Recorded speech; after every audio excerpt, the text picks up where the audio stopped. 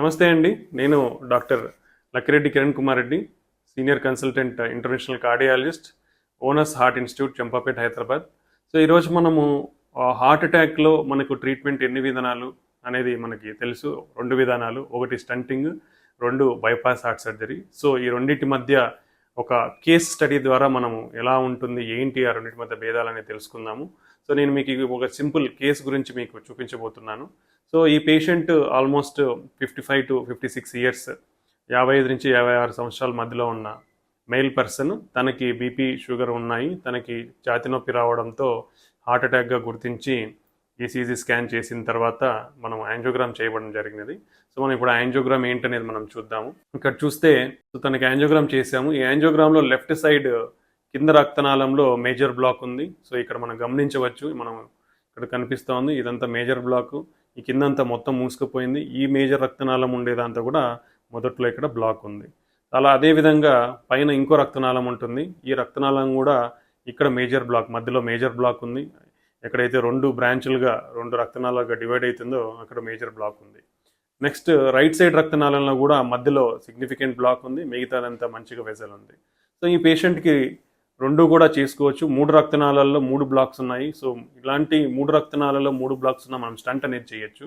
పేషెంట్కి స్టంటింగ్ అనే ఆప్షన్ ఇచ్చాం. బట్ పేషెంట్ సంహౌ స్టంటింగ్ కాకుండా బైపాస్ అనేది సెలెక్ట్ చేసుకున్నారు. సో పేషెంట్ బైపాస్ జరిగిన తర్వాత పేషెంట్ మందుల మీద రెగ్యులర్గా మందులు వాడుకుంటూ ఉన్నారు. బట్ 4 నెలల తర్వాత తనకి ఆయాసంతో, విపరీతమైన ఆయాసంతో మళ్ళీ హాస్పిటల్లో అడ్మిట్ అయ్యారు.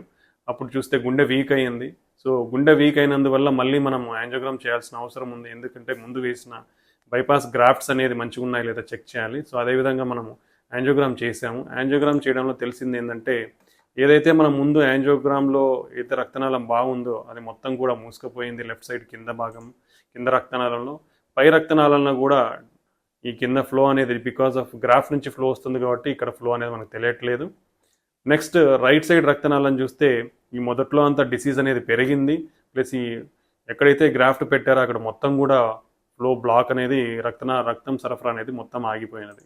ఇక్కడ మొత్తం గ్రాఫ్ట్ చూడొచ్చు. ఈ గ్రాఫ్ట్ మొదట్లో కూడా సివియర్ 90% బ్లాక్ డెవలప్ అయ్యింది గ్రాఫ్ట్లో. అలానే కింద టోటల్గా మూసుకుపోయింది.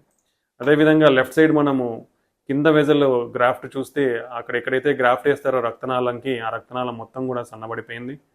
ఇంకో గ్రాఫ్ట్ ఎక్కడైతే పెట్టామో ఎల్ఈడికి అనేది, ఆ వెజల్ మొత్తం కూడా చాలా సన్నబడిపోయింది ఇంకో వెజల్లో కూడా.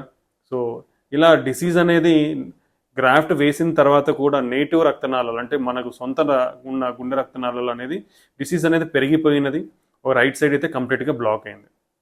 సో పేషెంట్ గుండె వీక్ అయింది కాబట్టి తనకు సిమ్టమ్స్ అనేది ఇబ్బంది పడుతున్నారు. ప్లస్ ఈ గ్రాఫ్ట్స్ అనేది కూడా ఫెయిల్ అయినాయి కాబట్టి తనకు డెఫినెట్లీగా వెజల్ని ఏదైతే నేటివ్ రక్తనాళాలు ఉన్నాయో తనకు సొంతంగా ఉన్న రక్తనాళాలని ఓపెన్ చేయాల్సిన అవసరం ఉంది. సో రైట్ సైడ్ మొత్తం మూసుకుపోయింది కాబట్టి రైట్ సైడ్ అనేది ఓపెన్ చేయడానికి మళ్ళీ స్టంటింగ్ ప్రొసీజర్కి అనేది తీసుకున్న తర్వాత మనం ఇక్కడ చూడొచ్చు, కొంచెం వరకు వెనుకల నుంచి రక్తం అనేది సరఫరా అవుతుంది. ఇక్కడ ఈ ముందర నుంచి చూస్తే ఈ మధ్యలో అంతా సిగ్నిఫికెంట్ ప్రాబ్లం ఉంది. ఈ ఏరియాలో మొత్తం అనేది రక్తనాళం మూసుకుపోయింది. సో తనకి స్పెషలైజ్డ్ మెటీరియల్, దీన్ని సిటిఓ అంటారు, క్రానిక్ టోటల్ అక్లూషన్.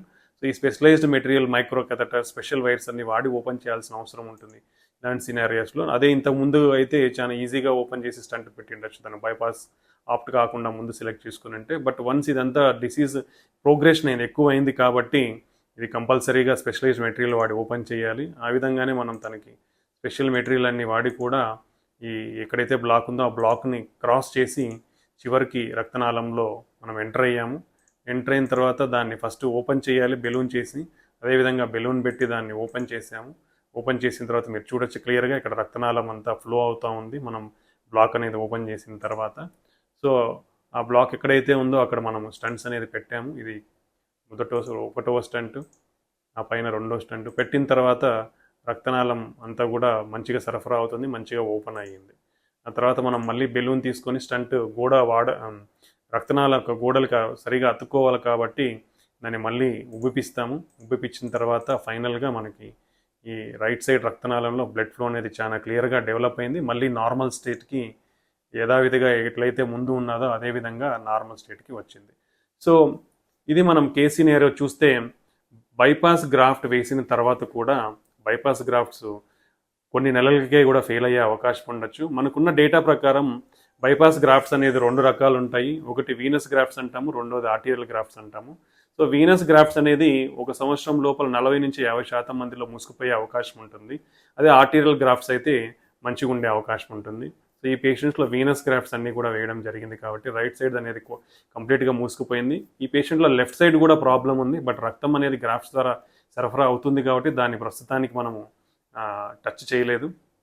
ఫ్యూచర్లో తనకి లెఫ్ట్ సైడ్ కూడా మళ్ళీ స్టంట్స్ వేయాల్సిన అవసరం ఉండొచ్చు.